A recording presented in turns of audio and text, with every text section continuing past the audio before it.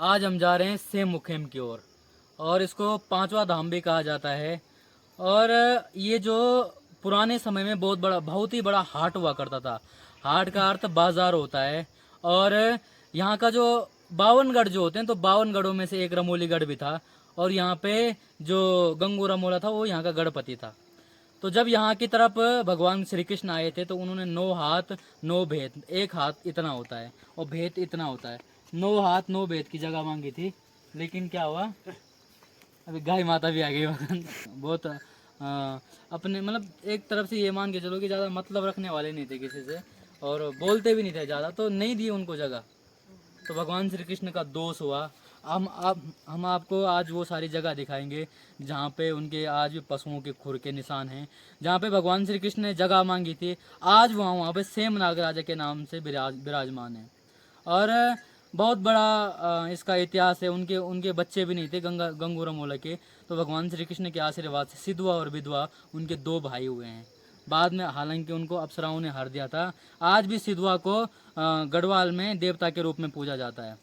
और इसके बाद हम आपको वो पत्थर भी दिखाएंगे जो एक उंगली से हिलता है लेकिन पूरी ताकत लगाने पे नहीं हिलता है। हम सेम मुखेम जी की ओर जा रहे हैं। वो बूढ़ा केदारनाथ जी के दर्शन करने के बाद हम ये यात्रा प्रशस्त कर रहे हैं।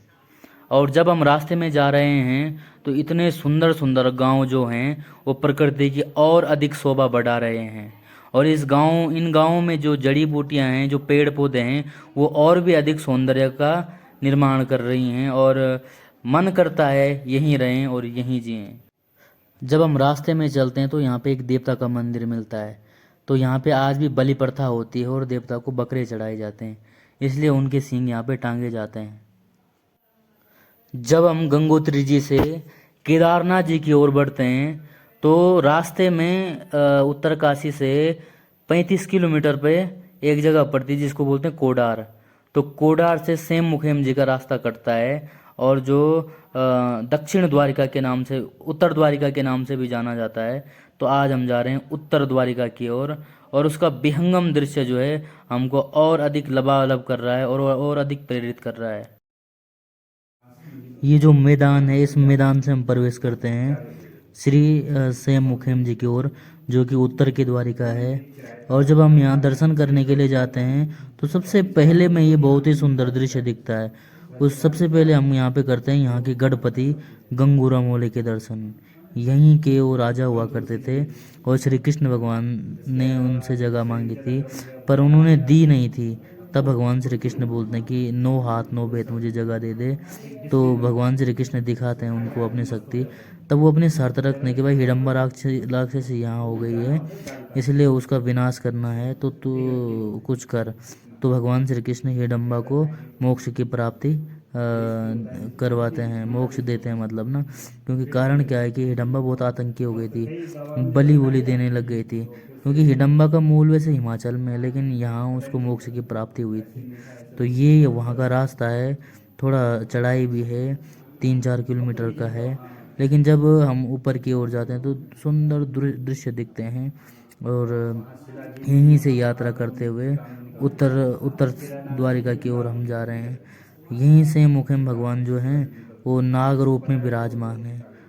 और जब हम रास्ते में जाते हैं तो भैरवनाथ जी का भी दर्शन करते हैं सबसे पहले। उन्हीं के आशीर्वाद को लेकर के हम ऊपर चलते हैं। यहाँ पर भगवान शिव का जो ये, इसको पांचवा धाम भी कहा जाता है। उत्तर सेम ये द्वारिका, उत्तर द्वारिका के नाम से भी जाना जाता है। और यहाँ पे जब हम खोली में जाते हैं तो एक खोली के ऊपर पूरे खोली पे नाग बना हुआ है। उस नाग के ऊपर भगवान श्री कृष्ण बैठे हुए हैं। तो जो कालिया नाग था ये कालिया नाग है और भगवान श्री कृष्ण उसके फन पे नाचे थे। तो तब जब वो कालिया नाग को भेजा था तो कालिया नाग यहीं आए थे। तो उनको भगवान श्री कृष्ण ने वचन दिया था कि मैं तेरे मोक्ष के लिए जरूर आऊँगा। तो भगवान श्री कृष्ण उनके मोक्ष के लिए यहाँ आए थे, यहाँ उसको मोक्ष मिला।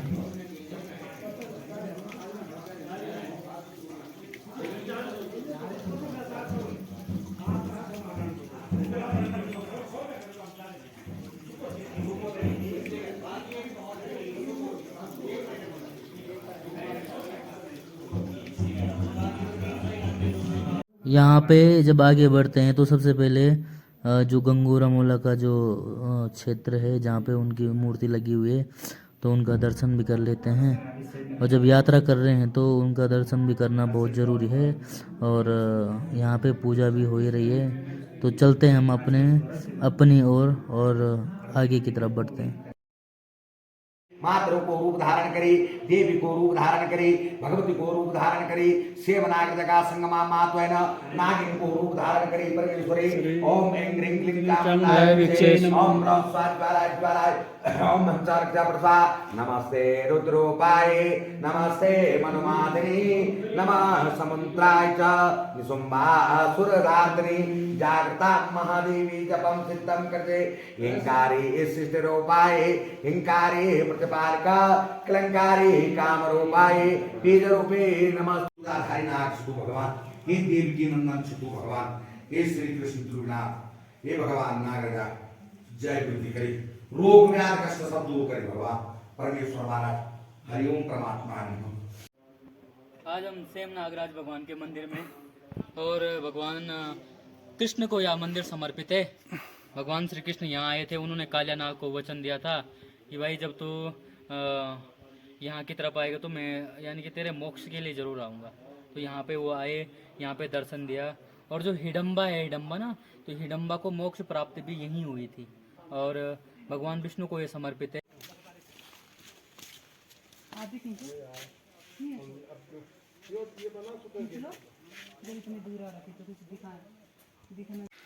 शतरंज की सोड़ की तरफ जब हम जा रहे हैं, शतरंजों के सोड़ की तरफ, तो ये जो है ये दृश्य रास्ते में दिख रहे हैं।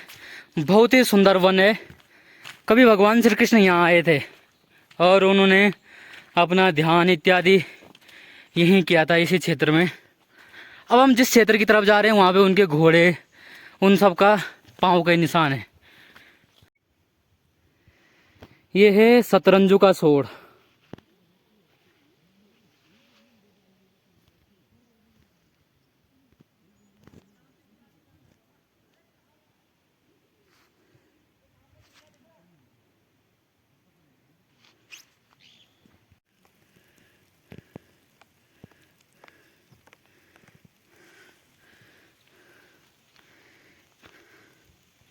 ये हैं भगवान श्री कृष्ण के घोड़े का जो खुर है उसके निशान। और ये भी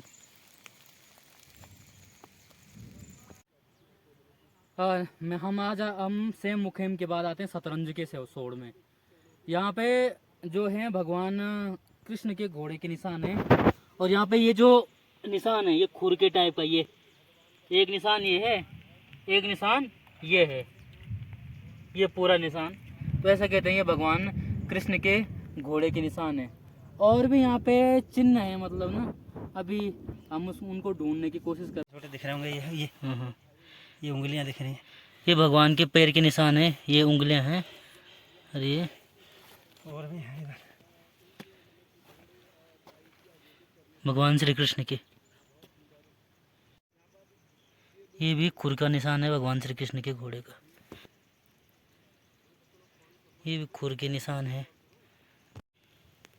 ये भगवान का बैठने का आसन है। एक वो है सामने यहाँ पे जैसे निशान लगते हैं, वो भी बैठने का स्थान है। हो गए।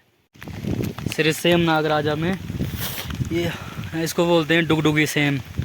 ये जो पत्थर है ये उंगली से भी हिल जाता है, बहुत बड़ा पत्थर है, आपने देखा होगा ये। और पीछे तक भी बहुत बड़ा है ये। अभी हम बारिश से बहुत ज़्यादा भीग रहे हैं, फिर भी कोशिश करते हैं दिखाने। श्री डुगडुगी सेम नागराज। और यहाँ पे ये पत्थर जो हैं ये उंगली से भी हिलते हैं। और भगवान श्री कृष्ण यहाँ आए थे। ये यहाँ का अलौकिक दृश्य। फिर से बोल। ये पत्थर हैं सेम मुखे में, सेम नागराजा का, इसको कहते हैं डुगडुगी सेम। अब इसको हम हिलाने की कोशिश करेंगे। ये दो उंगलियों से भी आप देख रहे होंगे हिल रहा है। ये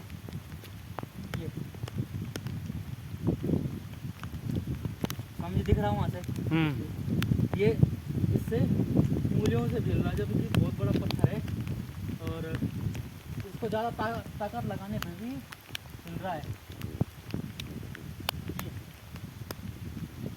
है बहुत बड़ा पत्थर कुल मिला के बात है। तो 7 सेमों में से एक सेम ये भी है, डुगडुगी सेम। और अभी हम बारिश से भीग चुके हैं, अब चलते हैं प्रस्थान करते हैं।